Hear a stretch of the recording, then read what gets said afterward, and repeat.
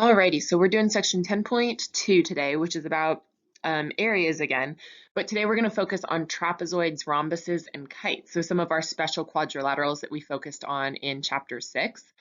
So our learning target is basically just to find the areas of these three shapes, trapezoids, rhombuses, and kites, based on their properties. So we're going to have to review a little bit kind of what some of the properties that we know about these shapes. So real quick, I would encourage you to pause the video here and just do this little review as I do now. I'm going to post some videos down in the description below of some 30, 60, 90 and 45, 45, 90 triangles. So I just want to remind you there's a 60-degree and a 90-degree here, which leaves us with a 30-degree angle up here.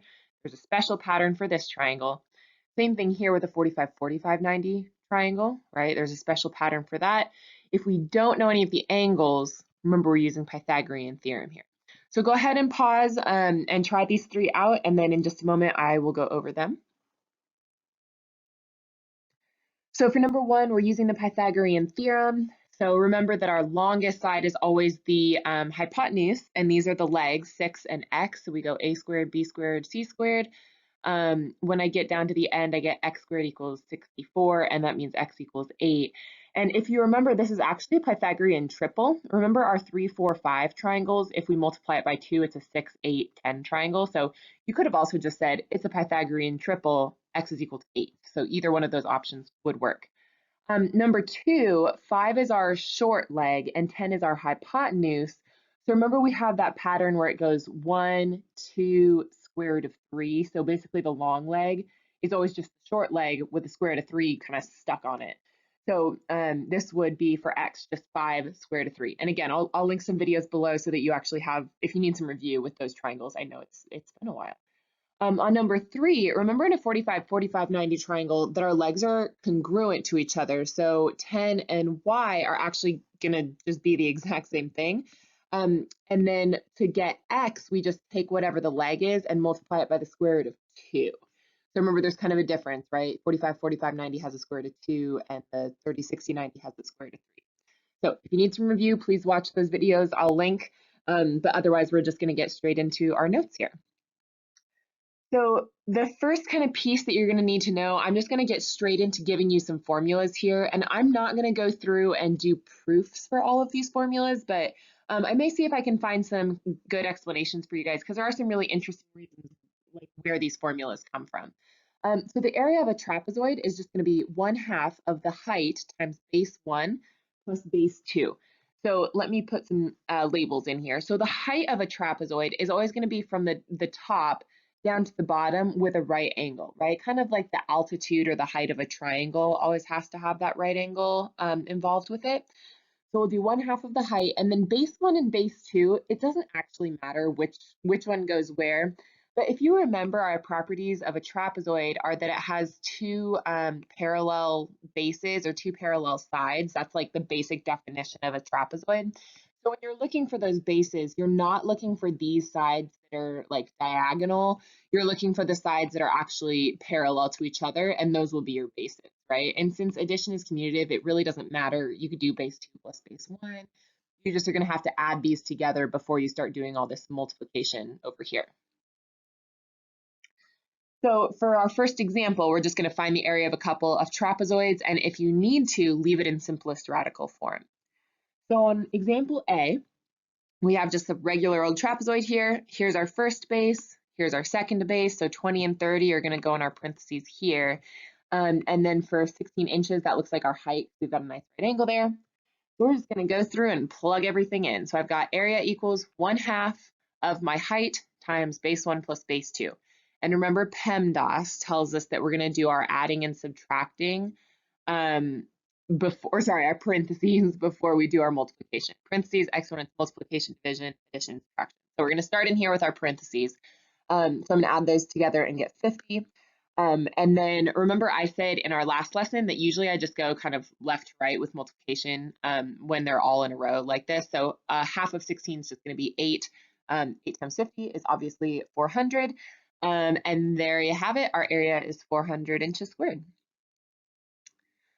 For example B here, it's a little bit different on this one because we are given our bases, but we don't have a height anywhere in here, right? So you do see that we have a 60-degree angle in here, which, hint, hint, think back to our do now, that's going to be useful. So I'm actually going to sketch in the height here, and I forgot to put a little right angle in there, so let me draw that in. But my height's always going to have that right angle. That got a little bit crooked. That's um, so if I've got my height with a right angle, that actually kind of splits this shape here into a rectangle, if you notice. So that means that this whole bottom base was 7 meters. Since this is a rectangle, now I have 5 meters for the top and the bottom of my rectangle, which makes this little piece over here 2 meters long. Well, now I actually have a 30, 60, 90 triangle right here. So I could go around and find the hypotenuse if I needed it, or the long side.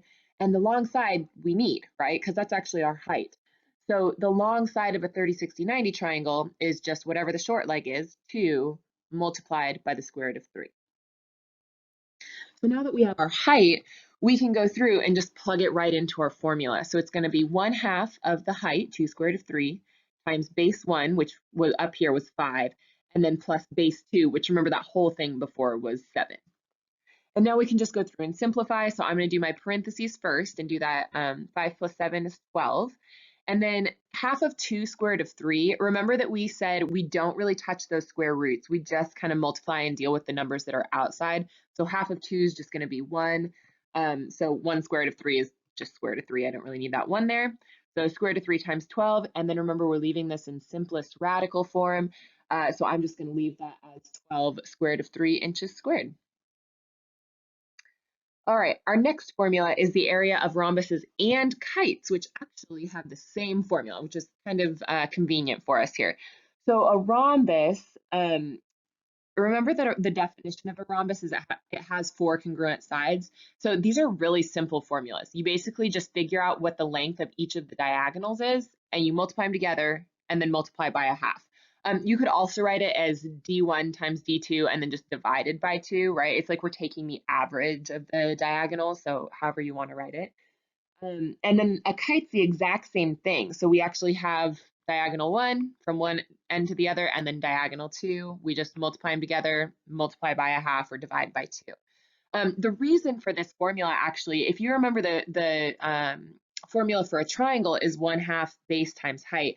So there's been in the past times when I've kind of had my students like split this up into different triangles, and you can actually find like the area of all the triangles and add them together and do these really cool proofs to kind of show that how this relates to the area of a triangle. So kind of cool formulas here.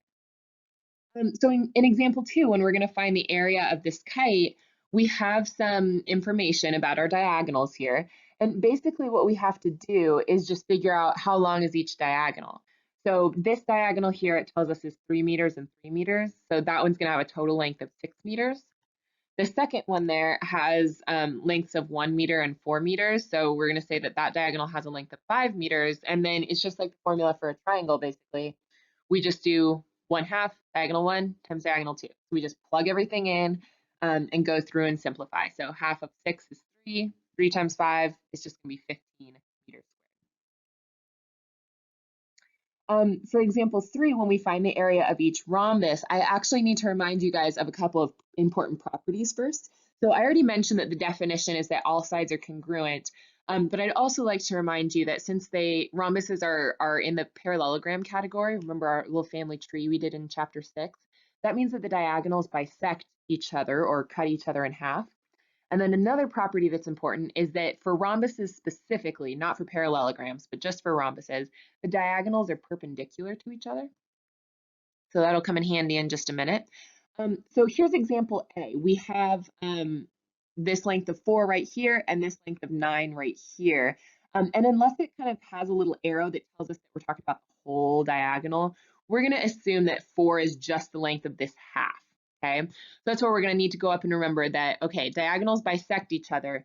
That means that if this side is 4, right, then this side over here will also be 4, right? And then if this side is 9, then this blue side over here is also going to be 9, okay? So that means, here, I put those in there, 4 and 9. So that means that our diagonals are actually going to have a length of 18 and 8, right? So when I go back to my formula, My diagonal 1 is going to be 18, right? 9 plus 9. And then my diagonal 2 is going to be 8 because it's 4 plus 4. So the area is 9 times 8, and then that should be 72 units squared.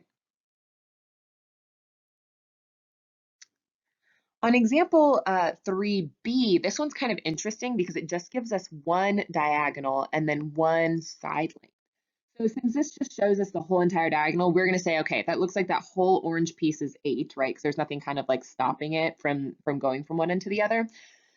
So we know for our formula that we have to have both of the diagonals. So I'm going to sketch in my kind of my other diagonal there, right? That blue one. So now I have to figure out, okay, how am I going to figure out what the length of this diagonal is? Well, I know a couple of things. Now that I've drawn this blue diagonal in, that means that I've split this 8 into kind of two pieces, right? It gives me 4 and 4. And then I also know that these pieces are going to be congruent. And I know that because it's a rhombus, I actually have a right triangle here.